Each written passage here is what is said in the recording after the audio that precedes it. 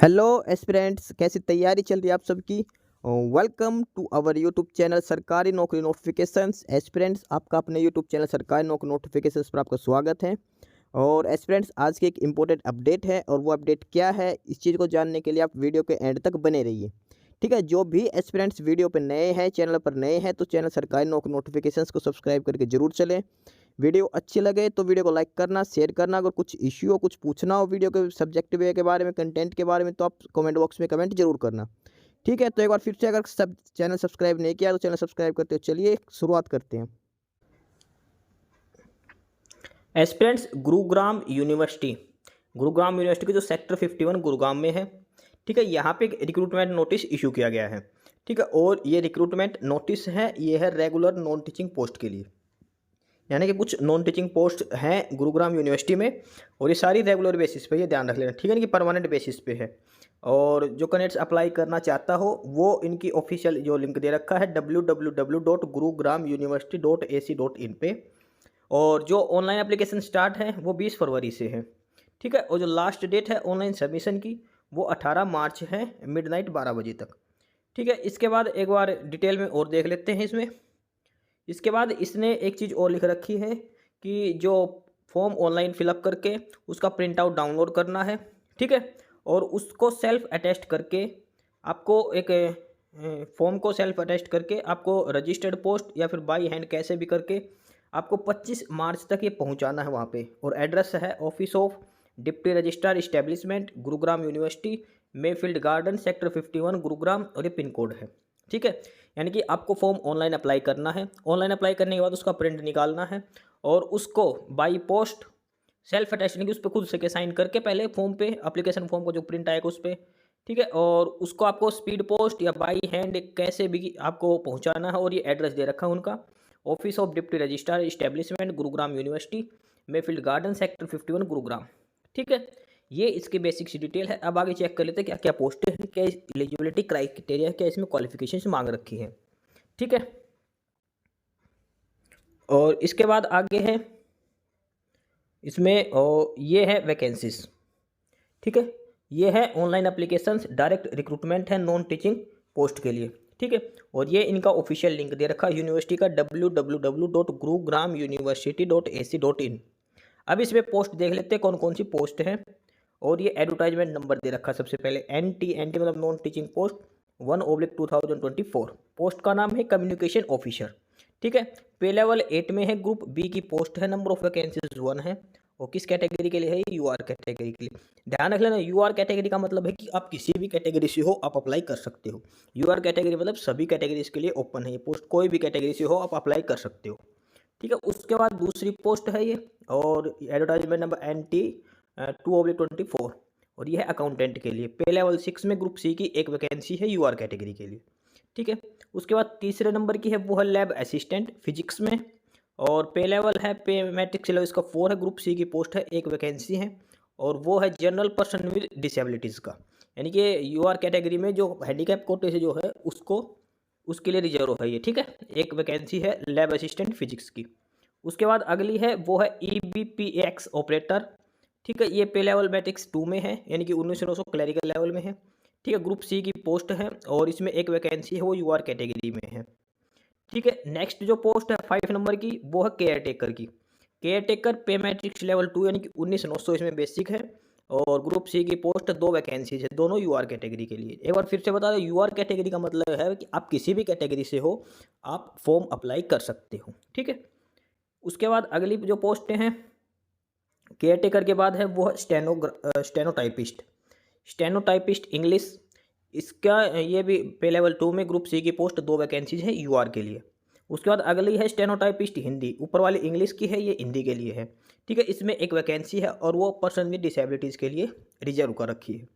ठीक है, उसके बाद अगली जो पोस्ट है वो दफ्तरी की। दफ्तरी पोस्ट ये भी क्लैरिकल में है, और 2 वैकेंसीज, नंबर ऑफ वैकेंसी है 2। ठीक है, इसमें एक कैटेगरी SC के लिए एक सीट है और एक EWS के लिए। ध्यान रखना, इसमें UR के लिए कोई अप्लाई नहीं कर सकता, जो SC कैटेगरी से है वो अप्लाई कर सकता है, और जो EWS कैटेगरी में है वो सिर्फ 2 ही कैटेगरी के बंदे अप्लाई कर सकते हैं इसमें। लेकिन जो UR की पोस्ट है उस पर सभी कैटेगरी के अप्लाई कर सकते हैं।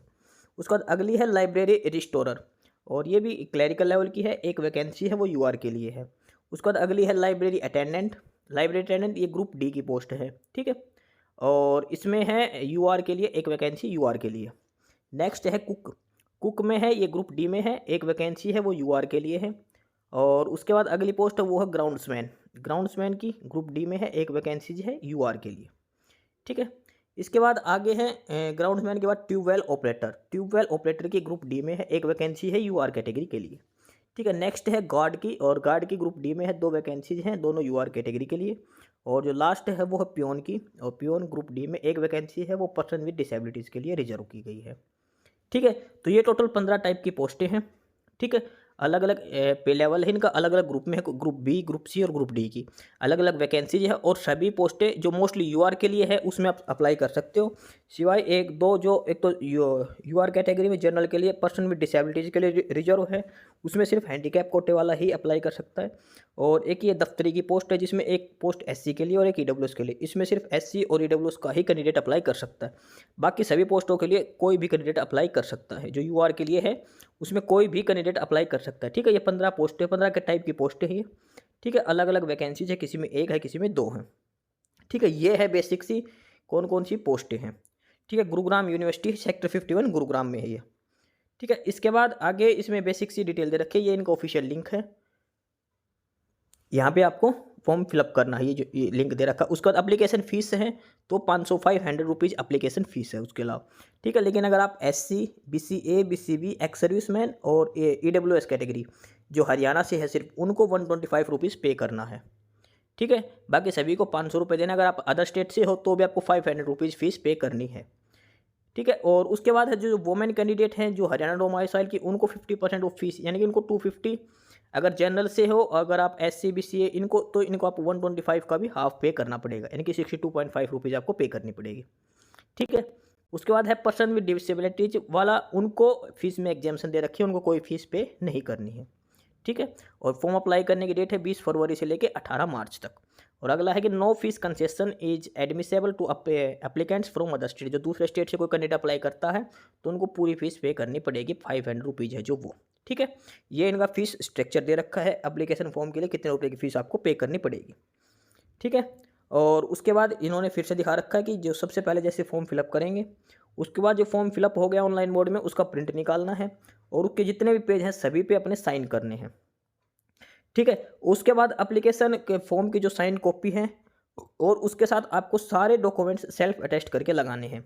सपोज करो आपने जिस पोस्ट के लिए अप्लाई किया उसमें जो क्वालिफिकेशन मांग रखी है 10th 12th ग्रेजुएशन या एक्सपीरियंस कुछ भी, तो वो सारे लगाने हैं आपने इसके साथ। और हर पेज पे आपके खुद के साइन करने के सेल्फ अटेस्ट करने हैं, ये सबसे ज़रूरी है, ठीक है। उसके बाद सभी को भेजना है, ये एड्रेस दे रखा है deputy registrar establishment Gurugram university, Mayfield garden और सेक्टर 51 गुरुग्राम हरियाणा, और ये पिन कोड 122003, ठीक है। और ये आपके 25 मार्च को शाम 4 बजे से पहले वहाँ पे पहुँच जाना चाहिए, ठीक है। 25 मार्च तक का टाइम है। ऑनलाइन अप्लाई करने का टाइम है, ऑनलाइन जो अप्लाई करना है वो 18 मार्च तक है। उसके बाद आप 25 मार्च तक, एक हफ्ते का, एक वीक का एक्स्ट्रा टाइम है।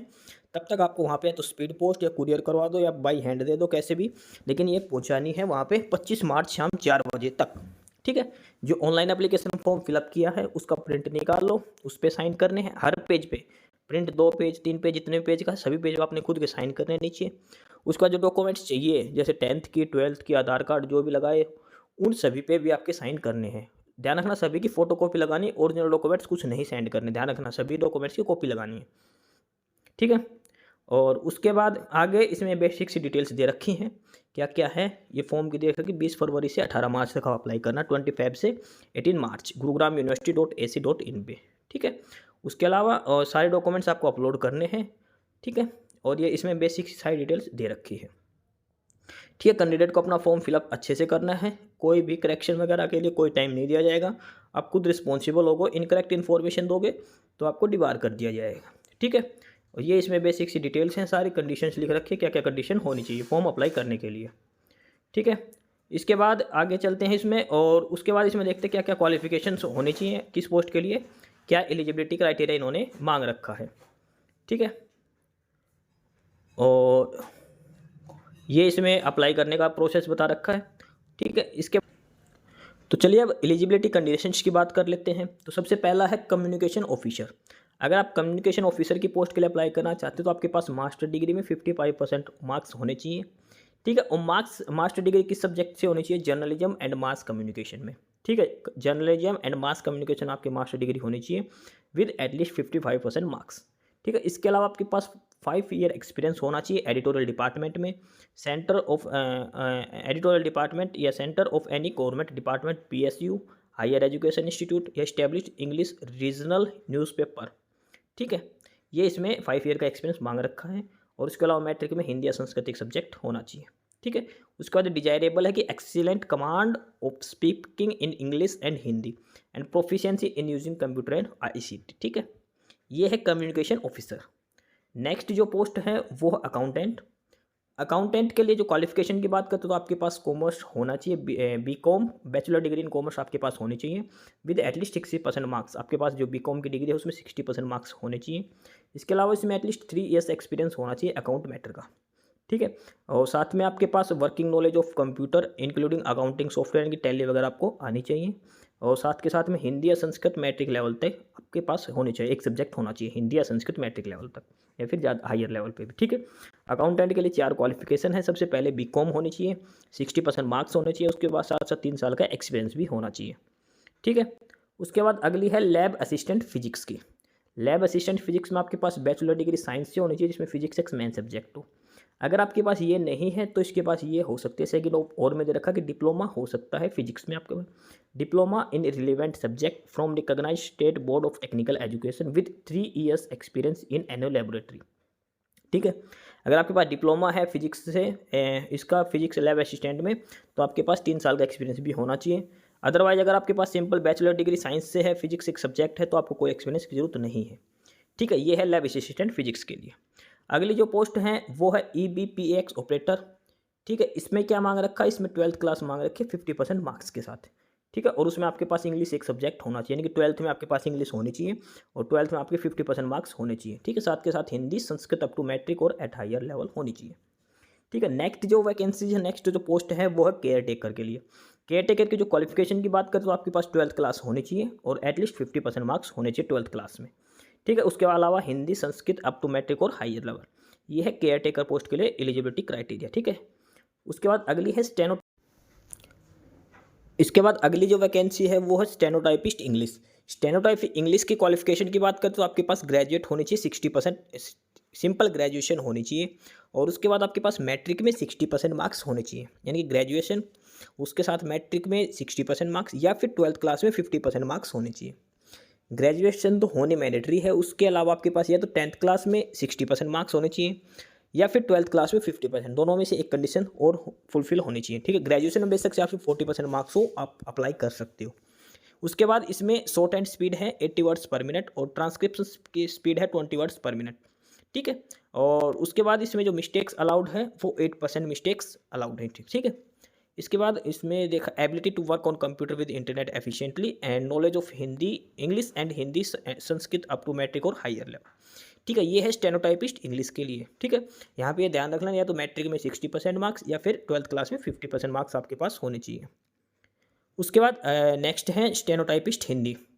स्टेनोटाइपिस्ट हिंदी में बात करते हैं सेम, इसमें भी वही क्वालिफिकेशन है, ग्रेजुएशन होनी चाहिए और साथ में 10th क्लास में 60% मार्क्स होने चाहिए या फिर आपके पास 12th क्लास में 50% मार्क्स होने चाहिए ग्रेजुएशन के साथ साथ।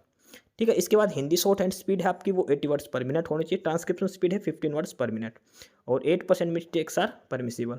ठीक है, साथ के साथ ability to work on computer with internet efficiently and knowledge of Hindi Sanskrit up to matric और हायर लेवल।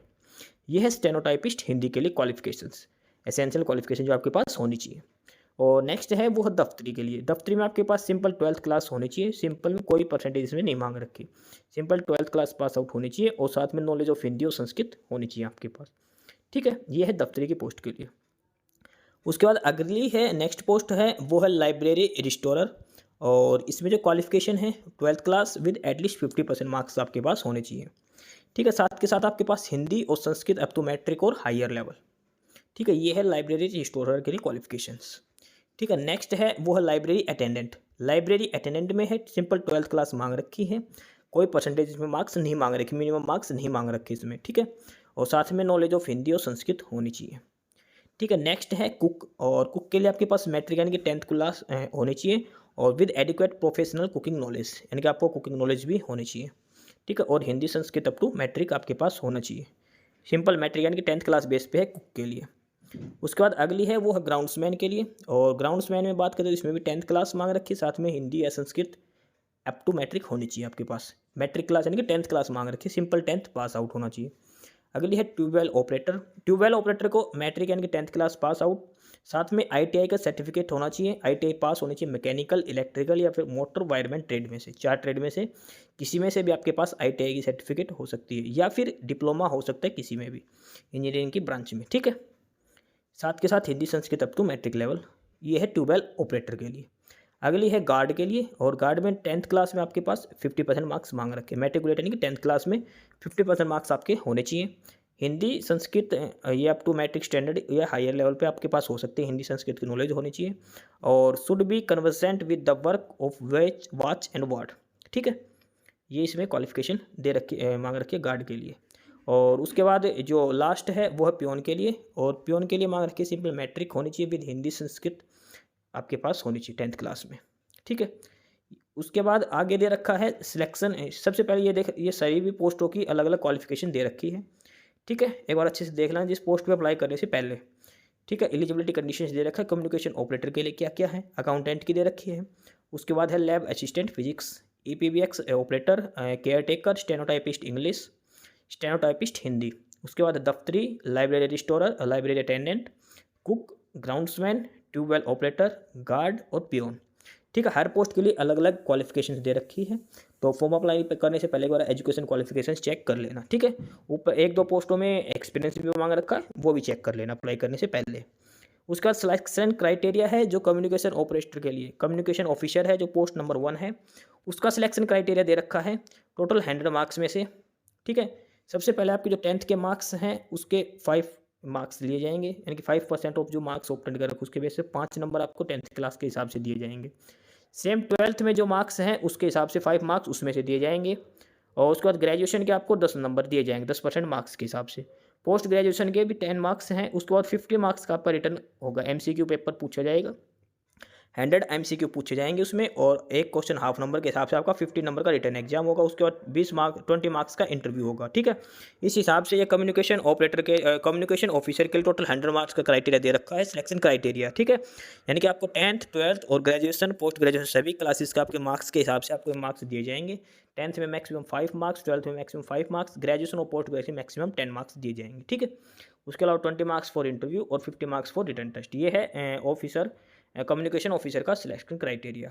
उसके बाद देखा जो सिलेबस और रिटन टेस्ट का पैटर्न है वो बाद में अपलोड किया जाएगा। ठीक है। तो ये बेसिक सी डिटेल है, बेसिक इन्फॉर्मेशन है गुरुग्राम यूनिवर्सिटी में जो रिक्रूटमेंट की पोस्टें, नॉन टीचिंग पोस्टें हैं उनके लिए। ठीक है। तो जो कैंडिडेट अप्लाई करना चाहता है वो अप्लाई कर देना, 18 मार्च इसकी लास्ट डेट है। ठीक है। और 25 मार्च तक आपको इसकी हार्ड कॉपी सबमिट करवानी है। बाकी नई अपडेट, नई इन्फॉर्मेशन के लिए आप हमारे यूट्यूब चैनल सरकारी नौकरी नोटिफिकेशन सब्सक्राइब जरूर करिए। और अगर कुछ इश्यू है, कुछ पूछना हो तो आप कमेंट बॉक्स में कमेंट करके आपको जो भी इश्यू है किसी भी चीज़ के रिगार्डिंग आप कमेंट बॉक्स में कमेंट करके पूछ सकते हैं। ठीक है। चैनल को सब्सक्राइब जरूर करें, वीडियो को लाइक करें, शेयर करिए, जुड़े रहिए हमारे साथ। मिलते रहेंगे नई अपडेट्स के साथ। तब तक के लिए बाय।